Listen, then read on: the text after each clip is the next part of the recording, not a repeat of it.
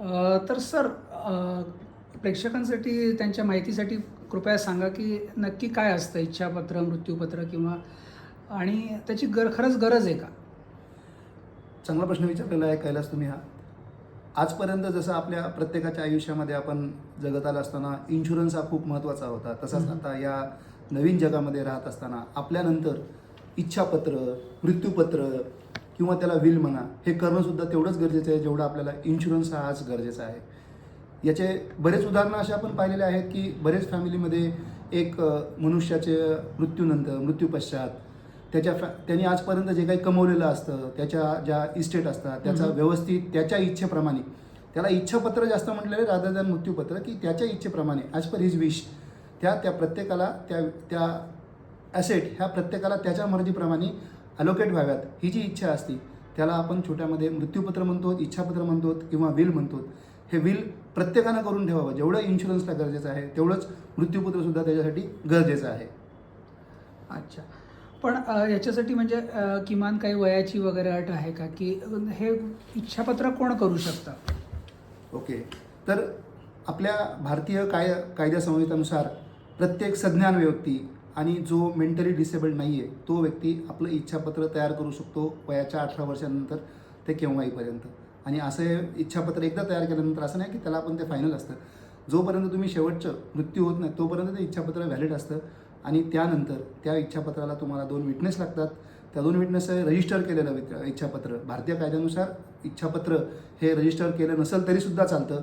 Register केलं असेल तर उत्तमच, नाही केलं तरी त्याला 2 विटनेसची सही आणि रजिस्टर वित्यापत्रनुसार तुमच्या त्या इच्छाप्रमाणे इच्छापत्रात जे लिहिलेले आहे त्याप्रमाणे तुमच्या प्रॉपर्टीज त्या पर्टिक्युलर तुमच्या नातेवाईकांना म्हणा किंवा तुम्ही ज्या म्हणजे हे कायमच आपल्याला ऐकायला मिळतं की भावाभावांमध्ये म्हणजे फक्त एक इस्टेट हेच प्रामुख्याने एक कारण आहे की ज्याच्यामुळे त्यांचं भांडण होतात, आपापसात कायमचा दुरावा निर्माण होतो. तर ह्या इच्छापत्रामुळे आपण ते टाळू शकतो का? अगदीच. तुम्ही हा खूप छान प्रश्न विचारलेला आहे की प्रत्येक घरामध्ये आज प्रत्येकजण इंडिपेंडेंट आहे, तरी पण छोट्या छोट्या क्षुल्लक कारणांमुळं आपल्या भारतीय संस्कृतीप्रमाणे जेव्हा आपण रामायण महाभारत पाहतो तेव्हा इच्छापत्र का असावं हा असा प्रश्न तुमचा असू शकतो. तर त्यामध्ये मी सांगेन की ज्याप्रमाणे तुम्हाला वाटतंय की तुम्ही जी आजपर्यंत मेहनत करून कमवलेले पैसे आहेत, प्रॉपर्टीज तयार केलेल्या आहेत, त्या प्रॉपर्टीज ह्या तुम्ही जसं म्हणताय त्या पद्धतीने तुमच्या घरामध्ये अगदी 1 रुपयाची सुद्धा भांडण न होता त्या प्रत्येक व्यक्तीला, मनुष्य व्यक्तीला, जिवंत व्यक्तीला किंवा संस्थेला तुमची प्रॉपर्टी ही तुमच्या मृत्यूनंतर, मृत्यूपश्चात तुमच्या इच्छेनुसार, त्या विलपत्रानुसार जात असते. अच्छा. म्हणजे याच्या प्रकारे आपण आपल्या समोर जी आपण काळजी घेतली आपल्या कुटुंबाला एकत्र ठेवण्याची, ती आपण आपल्या मृत्यूपश्चात सुद्धा ते एन्श्युअर करू शकतो. ॲब्सोल्युटली. हाच त्यामागचा खरं तर उद्देशच होता सरकारचा किंवा प्रत्येक बनवणाऱ्याचा सुद्धा, की इच्छापत्रानुसार तुमची जशी इच्छा आहे की ही माझी प्रॉपर्टी आहे, हे मी आजपर्यंत जे कमवलेलं आहे, त्याला आपल्या कॉर्पोरेट वर्ल्डमध्ये काही वेळेस सक्सेशन प्लॅनसुद्धा म्हणतात, की कोण तुमचा सक्सेसर असावा हे सगळं प्रॉपर्टी होल्ड करताना किंवा या सगळा बिझनेस रन करताना. सो हा खूप महत्त्वाचा पॉईंट आहे की तो इच्छापत्रानुसारच त्या तुम्ही ज्यावेळेस तुमचं हे झालेलं असतं तर सक्सेशन प्लॅन हा सरकारी नियमामध्ये प्रमाणे त्याला तद्बद्दल करण्यात येतं. अच्छा. एक जनरल असं नोशन आहे, आपण म्हणू शकतो की आपण चित्रपटामध्ये किंवा टी व्हीच्या सिरियल्समध्ये बघतो की बाबा हे इच्छापत्र, मृत्यूपत्र आहे, खूप श्रीमंत लोकांचं काहीतरी आहे बाबा, की ज्याच्यामागे बिझनेस आहे, कोट्यावधीची प्रॉपर्टी आहे, त्यांनीच करावं. मी एक साधा नोकरदार माणूस आहे, खरंच मला गरज आहे का या विषयाची? तर त्याविषयी तुमचं काय म्हणणं आहे? साधारण आता आपण पुण्यासारख्या शहरामध्ये राहतो सर. प्रत्येक मनुष्य जो सर्वसाधारण आहे त्याच्या प्रॉपर्टीसुद्धा लाखामध्ये आहेत. पूर्वी कसं होतं, पूर्वी या प्रॉपर्टीला किंमत ही थोडी कमी असल्यामुळे किंवा मोठे मोठे बिझनेस लोक यांच्यासाठीच हा इस्टेटीचा वादविवाद कोर्टापर्यंत जायचा किंवा त्यांच्या घरामध्ये भांडण असायचे. पण साधारण आता सर्वसाधारण जसं म्हटलं आधी सांगितलं तुम्हाला की आता पुण्यातली सर्वसाधारण प्रॉपर्टी 25-30 लाख रुपयाची आहे. आणि एक प्रॉपर्टी तुमच्या पश्चात ती जर का ट्रान्सफर करायची असेल सरकारी दरबारी म्हणजे तुमचं नाव जर का तुमच्या पश्चात लावून घ्यायचं असेल तर त्याला साधारण बराच खर्च येतो जर का तुमचं इच्छापत्र नसेल तर. पण तुमचं इच्छापत्र असेल तर ते काम अगदी सोपं होतं. तुम्हाला कोर्टात जाऊन सक्सेशन सर्टिफिकेट काढण्याची गरज नाही, जे खूप टाईम कन्झ्युमिंग आहे आणि खर्चिकसुद्धा आहे, कारण तुम्हाला त्यावरती पूर्ण स्टॅम्प ड्युटी भरायला लागते कोर्टाला. फक्त विलपत्र असेल तर तुमचं हे काम अगदी क्षुल्लक पैसे भरूनसुद्धा तुमची प्रॉपर्टी ट्रान्सफर तुमच्या पश्चात, असं नाही की तुमची किती प्रॉपर्टी असू द्या, तुमचे बँक अकाउंट असू द्यात, तर ही तुमची प्रॉपर्टी तुमच्या पश्चात ज्या तुम्ही त्या विलपत्रामध्ये लिहिलेलं आहे, इच्छापत्रामध्ये लिहिलं आहे त्याप्रमाणे ती प्रॉपर्टी त्या व्यक्तीला ट्रान्सफर केल्या जाऊ शकते. अच्छा. तर सर मग याची प्रोसेस काय असते जनरली?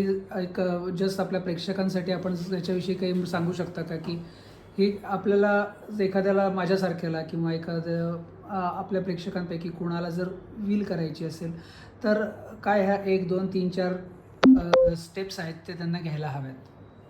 एकदम परफेक्ट प्रश्न आहे हा, की विल कसं करावं. हां. तर भारतीय कायद्यानुसार जसं मी पूर्वी सांगितलं होतं की विल हे रजिस्टर असावं किंवा नॉन रजिस्टर असावं, दोन्ही प्रकारचे विल चालतात. पण जर का तुम्ही रजिस्टर विल केलं असेल तर ते खूप ऑथेंटिकेट मानलं जातं, कारण त्याची रजिस्टर सरकारी दरबारी नोंद असते.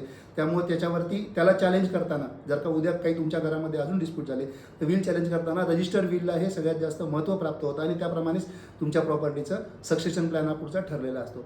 त्यामुळे हे विल करत असताना तुम्हाला सगळ्यात महत्त्वाच्या 3 गोष्टी आहेत. एक, तुम्ही स्वतः सज्ञान असायला हवेत. 2, विटनेस त्या विल करता हवं. आणि तिसरं म्हणजे तुम्हाला एक मेडिकल सर्टिफिकेट तुमच्या डॉक्टरांकडनं, MBBS डॉक्टर प्रिफर असतात की त्यांच्याकडनं, की या माणसाची आज विल करत असताना मेंटली आणि हेल्दी आहेत, यांच्यावर कुठल्याही प्रकारची जबरदस्ती केलेली नाही आहे, तर तो मनुष्य जाऊन जर का गव्हर्नमेंट ऑफिसमध्ये रजिस्टर केलं तर साधारण 500 रुपयाचा स्टॅम्प पेपरवरती विल रजिस्टर होतं. त्यासाठी नॉमिनल चार्जेस असतात ॲडव्होकेटचे सुद्धा, आणि गव्हर्नमेंट दरबारी सुद्धा फार नॉमिनल चार्जेसमध्ये हे विल रजिस्टर केलं जाऊ शकतं. अच्छा.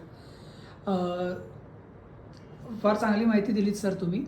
पण आता तुमच्या एवढ्या वर्षाच्या अनुभवामध्ये तुम्हाला बरेच अनुभव बघायला मिळालेले असतील, की जिथे एक तुम्ही या क्षेत्रातले किंवा कायदे तज्ज्ञ म्हणून तुम्हाला ते बघताना, अरे ही छोटीशी बाब केली असती यांनी, इच्छापत्र, तर कदाचित एक मोठं ह्यांच्यावरती जे आज त्यांचं आपापसामधलं भांडण म्हणा किंवा त्यांना जे हेलपाटे काही असू शकतं ते टाळता आले असते. असे 1-2 अनुभव सांगता येतील का सर तुम्हाला?